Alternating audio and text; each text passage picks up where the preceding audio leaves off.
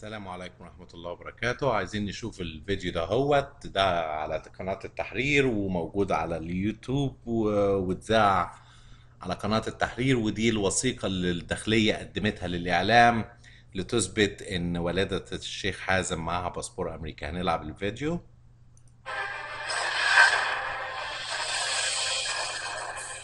الرسمي الآن الوثيقة التي وصلت ظهر اليوم من وزارة الداخلية مصلحة الجوازات والجنسية عن تحركات السيدة نوال والدة الشيخ حازم صلاح أبو اسماعيل، دخولها وخروجها من المطار. يا ريت مخرجنا محمد طلعت يضعها على الشاشة.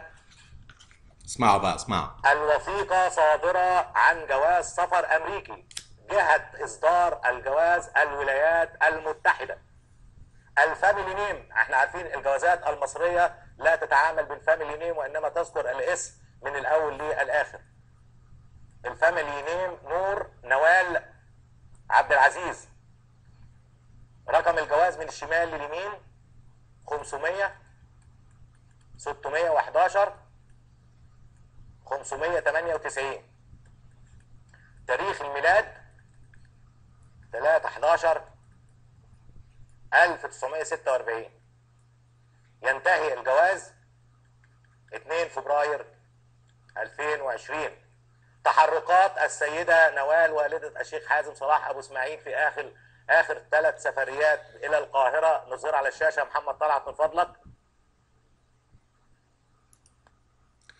طيب، هو خلص خلاص وشرح اهو الولايات المتحدة هنا. رقم الجواز اهو، جواز عادي اللي انا شرحت في الفيديو التاني ان هو وثيقة. هو دخله على انه جواز عادي لكن هو وثيقة. واللي عايز يعرف الشرح عشان ما تسيبوليش كومنتس عجيبة في الفيديو، روح اتفرج على الفيديو التاني وانت تفهم. ادي تاريخ ميلادها نور نوال عبد العزيز. ده بقى هنا ايه ده اهو، وصول دي التاريخ بتاعت وصولها وتحركاتها. قال بيقول لك ده الاكسبيريشن ديت او تاريخ انتهاء صلاحية الجواز. اي واحد امريكي عارف ان الجواز مدة صلاحيته هنا 10 سنين. يعني انا لو طلعت الجواز في 2005 يبقى انتهاء صلاحيته 2015. طلعته في 2006 يبقى ينتهي في 2016. طلعته في 2007 ينتهي في 2017. طلعته في 2008 ينتهي في 2018. طلعته 2009 ينتهي في 19. لو طلعته 2010 يبقى ينتهي في 2020. وهي داخله بيه بيقول لك 8. يعني ايه ده؟ جواز كده مخصوص مده صلاحيته 12 سنه او اكتر. هو 10 سنين معروفه.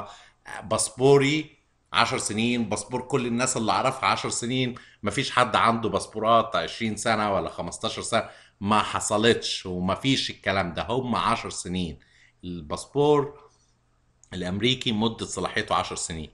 الاخ هنا بيقول لك و20 ازاي وهي داخله بيه 2008؟ ده مده صلاحيته ايه بقى ده؟ ثانيا هو بيقول 2 فبراير 2020. دي 2020 ولا 2220؟ يعني ايه مده صلاحيه الجواز ده اهو 220 سنه؟ مدينها جواز مده صلاحيته 220 سنه. طب نفترض ايه دي؟ طب واللي غلط في دي ما يغلطش في دي انه جواز عادي؟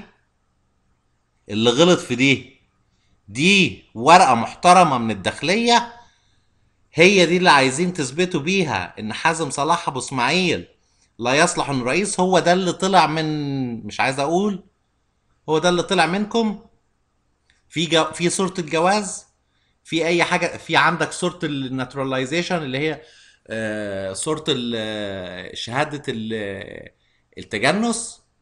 هات صورة شهادة التجنس، هات أي حاجة تثبت إنها اتجنست وإنها بقى معاها جنسية.